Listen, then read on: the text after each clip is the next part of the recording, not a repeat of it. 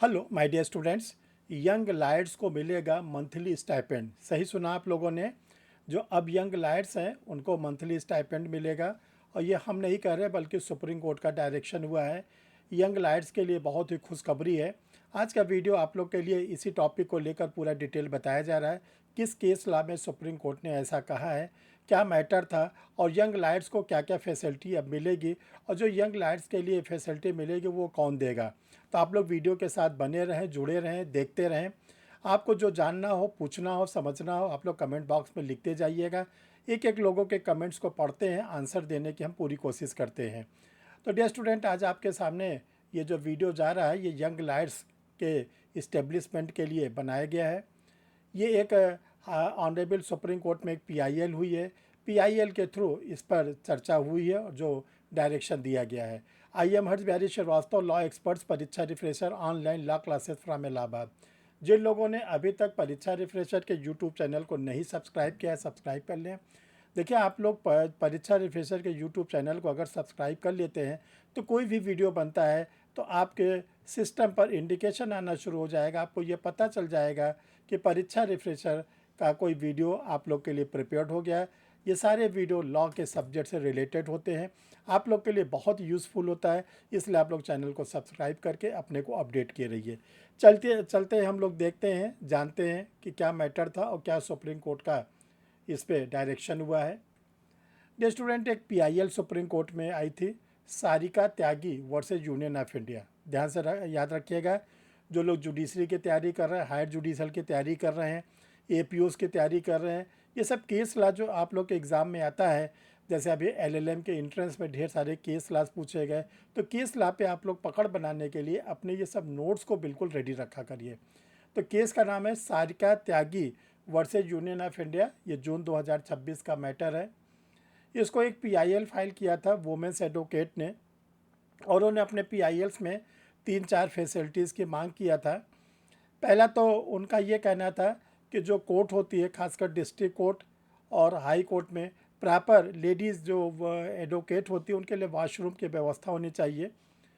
जो young lawyers होते हैं, फर्स्ट जनरेशन के एडवोकेट्स होते हैं, उनके लिए कोई मंथली स्टाइपेंड की सुविधा होनी चाहिए।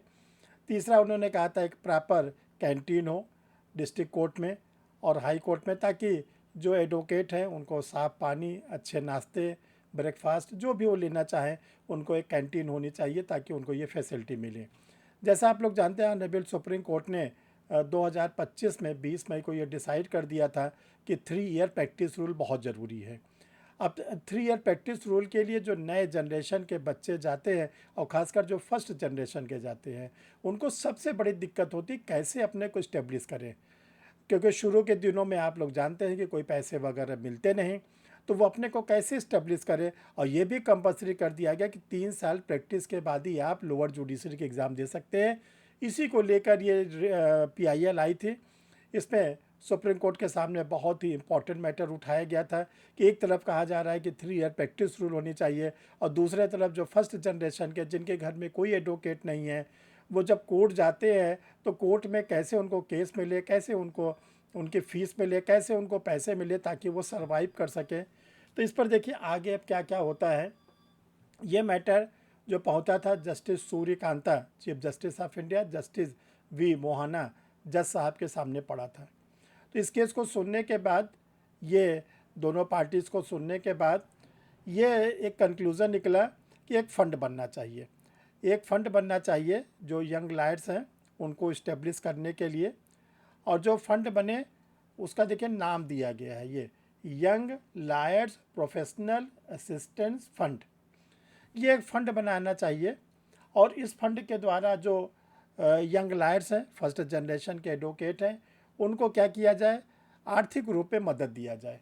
तो इसके लिए देखिए क्या क्या व्यवस्था की गई है। अब आप लोग के लिए इम्पोर्टेंट शुरू हो जाता है। तो पहले तो इस फंड का नाम याद रखिएगा ताकि एग्जामिनेशन में पूछा जाए तो आप लोग इसका आंसर दे सकें। Young lawyers professional assistant fund. देखिए, ये कहा गया जो ये फंड बनाया जाए इसकी निगरानी स्टेट के हाई कोर्ट को दिया जाए। जिस जिस भी डिस्ट्रिक्ट में ये सब फंड बनाया जाए उसकी निगरानी स्टेट के हाई कोर्ट को दिया जाए। एक तो देखिए ये महत्वपूर्ण। दूसरा, ये फंड में कंट्रीब्यूशन कैसे आवे, इस फंड में पैसे कैसे आएंगे। तो ये कहा गया कि सीनियर एडवोकेट लोग कुछ इसमें कंट्रीब्यूशन दें, जो कोर्ट फीस लगती है, को कोर्टों में कास्ट लगती है, ये सब पैसे जो है इस फंड में रखा जाए। और जब फंड मजबूत हो जाए तो इस फंड के द्वारा किसको जो निडी हैं, यानी कि फर्स्ट जनरेशन के एडवोकेट हैं, यंग लॉयर्स हैं, उनको कम से कम 1 साल और मैक्सिमम 3 इयर्स तक क्या किया जाए, इस फंड से उनको मंथली स्टाइपेंड दिया जाए। तो इससे ये होगा कि उनको जब स्टाइपेंड मिलने लगेगा तो उनका काम में मन लगने लगेगा, उनकी आर्थिक स्थिति मजबूत हो जाएगी, वो अपने को अब किसी तरह सर्वाइव कर जाएंगे। चूँकि 3 ही साल का लॉकिंग पीरियड है, जब 3 साल पूरा हो जाए और वो अपने को इस्टेब्लिश महसूस कर ले, तो देखिए सबसे पहले इस फंड में एक बहुत अच्छा प्रोविज़न है रिटर्न का। ये क्या कहता है कि जब आप यंग लॉयर्स थे, न्यूली थे, तो आपको फंड दे के मदद किया गया, अब आप इस्टेब्लिश हो गए, तो इस्टेब्लिश होने के बाद जो आपको फंड से पैसे मिले थे उसको आप क्या करें, रिटर्न करिए। आप रिटर्न करने के लिए कहा गया कि आप इंस्टॉलमेंट के द्वारा दे सकते हैं। सपोज़ करिए 3 साल में एक एडवोकेट को सपोज़ करिए 2 लाख रुपए फंड मिला, ठीक है। तो ये इनको जो है सपोज़ करिए कि 3 साल उन्होंने कोर्ट में काम किया, मान लीजिए 6,000 रुपये के पर मंथ उनको मिल रहा था, 1 साल में 72,000, तो 3 साल में ये 2 लाख से ऊपर हो गया। तो ये कहा कि अब आप इस्टेब्लिश हो गए, अब आपकी वकालत चलने लगी, तो आप इंस्टॉलमेंट में क्या करिए, उस फंड को वापस करिए।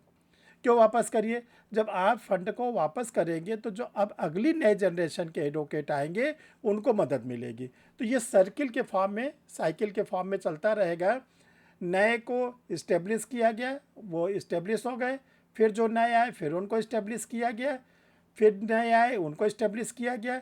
तो एक तो पहली बात, ऑनरेबल हाई कोर्ट के जो सुपरविज़न में ये फ़ंड बनाया जा रहा है, हर समय फ़ंड में अच्छे खासे पैसे रहेंगे।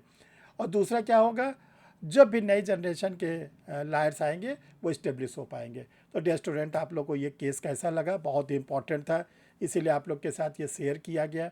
ऐसे वीडियोस को आप लोग पाने के लिए चैनल को सब्सक्राइब किए रहिए, जो भी आगे ऐसा वीडियो बनेगा आपको दिया जाएगा। Thank you dear.